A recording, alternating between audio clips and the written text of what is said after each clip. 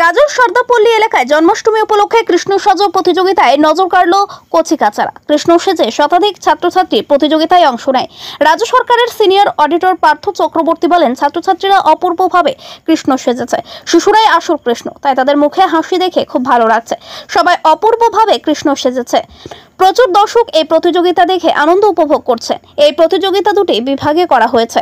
প্রথম বিভাগে 3 জন ও দ্বিতীয় বিভাগে 3 জনকে পুরস্কৃত করা হবে। এছাড়াও প্রত্যেক ছাত্রছাত্রীকে সান্ত্বনা পুরস্কার দেওয়া হবে।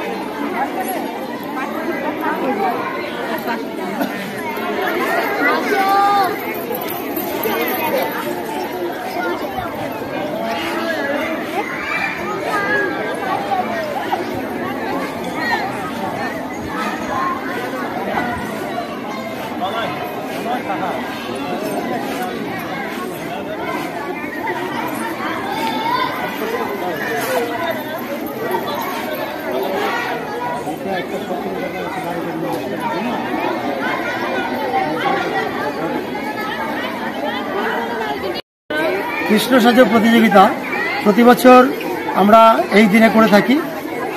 ভগবান শ্রীকৃষ্ণের আবির্ভাব তিথিতে অর্থাৎ জন্মাষ্টমী তিথিতে এই প্রতিযোগিতা করি। কততম এই অনুষ্ঠান? কত বছর ধরে করছেন?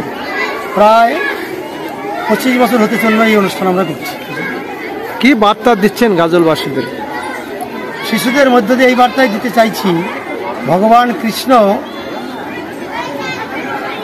অধর্মকে নাশ করার জন্য আবির্ভূত হয়েছিলেন। আমাদের দেশে যে অধর্মের আবির্ভাব হয়েছে, মানুষের মনের মধ্যে যে ভেদাভেদের ভাবনা তৈরি হয়েছে, এই ভেদাভেদ ভাবনা দূর করে আমরা যাতে এক সূত্রে বেঁধে থাকতে পারি, অর্থাৎ আমাদের সমস্ত সমাজ যেন আর সুস্থভাবে বসবাস করতে পারে, তার ব্যবস্থা যেন হয়, মানুষের কাছে সেই বার্তাই পৌঁছে দিতে হয়েছে। আপনার নাম? আনন্দমোহন তরফদার, প্রধান আচার্য, মনমোহন শ্রীমতী দেবী সরস্বতী শিশু মন্দির। শ্রীকৃষ্ণের শুভ জন্মজয়ন্তী অর্থাৎ আজকে শুভ জন্মাষ্টমী তিথি।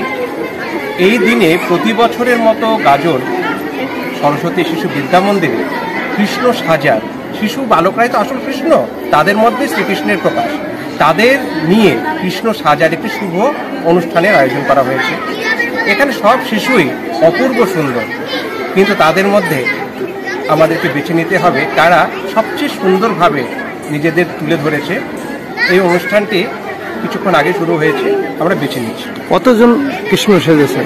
এখানে প্রায় প্রতি বছরের মতো প্রায় 100 মতো শিশু, ছেলে এবং মেয়ে উভয়ই কৃষ্ণ সেজেছে। কেমন লাগছে এখানে এসে? অপূর্ব অপূর্ব অভিজ্ঞতা, কারণ এই শিশুদের যে আনন্দ, তাদের যে প্রাণবন্ত ভাব, এটাকে কোনো ভাষায় ব্যাখ্যা করা যায় না। আপনার নাম? পার্থ চক্রবর্তী। কোনো পদে? হ্যাঁ, আমি সিনিয়র অডিটর, পশ্চিমবঙ্গ সরকার।